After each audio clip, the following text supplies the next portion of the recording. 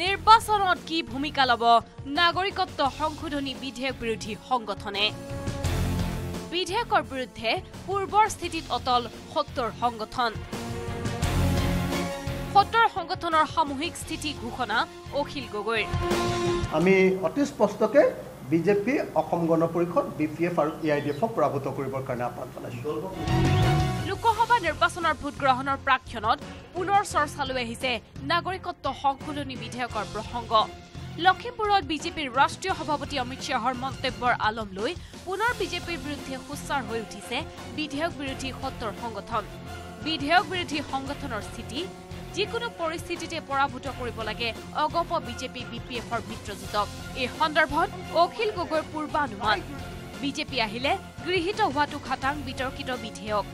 গতিকে অসমবাসীক বিজেপি মিত্ৰজোঁটৰ বিপক্ষে থিয় হোৱাৰ আহ্বান অখিল গগৈৰ ৭০ সংগঠনৰ আহ্বান হ'ল আগন্তুক ২০১৯ চনৰ লোকসভাৰ নিৰ্বাচনত নাগৰিকত্ব সংশোধনী বিধেয়ক গৃহীত কৰাৰ দৃঢ়তা প্ৰকাশ কৰা বিজেপি আৰু ইয়াৰ মিত্ৰজোঁটক সম্পূৰ্ণৰূপে পৰাভূত কৰিবৰ কাৰণে এই মিত্ৰজোঁটৰ বিৰুদ্ধে অসমবাসী ৰাইজে ভোটদান কৰক এই আহ্বান বিজেপি মিত্ৰজোঁটৰ সমান্তৰালকৈ সাম্প্ৰদায়িক আখ্যাৰে এআইডিএফকো সমালোচনা কৰিলে অখিলে সমাগত নিৰ্বাচনত ভোটাৰ ৰাইজক এআইডিএফৰ পৰা নিৰাপদ দূৰত্বত অৱস্থান লোৱাৰ আহ্বান অখিল গগৈৰ একেদৰে সাম্প্ৰদায়িক এআইইউডিএফ দলৰ বিৰুদ্ধেও ভোটদান কৰিবৰ কাৰণে ৭০টা সংগঠনে আজি প্ৰস্তাৱ গ্ৰহণ কৰি অসমবাসী ৰাইজক আহ্বান জনাবৰ কাৰণে সিদ্ধান্ত লৈছে অৱশ্যে নিৰ্বাচনত ৰাইজে কাৰ পক্ষত ভোট দিব সেই সন্দৰ্ভত সাংবাদিকে সোধা প্ৰশ্নৰ উত্তৰত অখিল গগৈয়ে ক'লে ভোট কাক দিব সেয়া ৰাইজৰ সিদ্ধান্ত আমাৰ পিনৰ পৰা কোনো দলৰ নাম আমি ল'ব খোজা নাই তাৰ উপৰিও আৰু কেইবাটাও দল আছে অসমত